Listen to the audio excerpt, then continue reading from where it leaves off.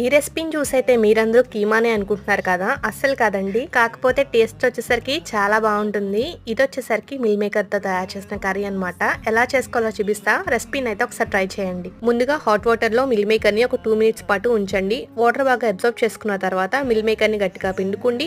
Mixie jar లో అయితే వేసుకోండి, మిక్సీ పట్టేసుకోండి. ఇప్పుడు ప్యాన్ పెట్టుకోండి. ఒక స్పూన్ ఆయిల్, ఒక స్పూన్ బటర్ అయితే వేసుకోండి. ఆనియన్స్ అలానే పచ్చిమిర్చిని, అల్లం వెల్లుల్లి పేస్ట్ ని పచ్చివాసన పోయేంత వరకు వేయించుకోండి. ఆనియన్స్ వేగిన తర్వాత ఒక కప్పు క్యాప్సికమ్ ముక్కలు అలానే ఒక కప్పు టమాటో ముక్కలను అయితే వేసుకోండి. సాల్ట్, పసుపు, కారం, ధనియా పొడి, జీరా పొడిని అయితే వేసుకోండి. ఒక 2 నిమిషాల పాటు మగ్గనివ్వండి.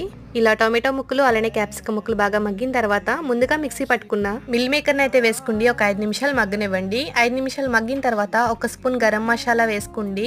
ఫైనల్ గా 2 రెమ్మల కరివేపాకు వేసుకోండి. 1 నిమిషం పాటు మగ్గనిచ్చేసుకుంటే ఎంతో టేస్టీగా ఉండే మిల్ మేకర్ తో కర్రీ రెడీ అయిపోతుంది. అలా నిమ్మరసం పిండుకుండి. రోటీ కాంబినేషన్ లో తింటే అదిరిపోతుంది. ఈ రెసిపీ కనుక నచ్చితే సబ్స్క్రైబ్ చేసుకోవడం మర్చిపోకండి.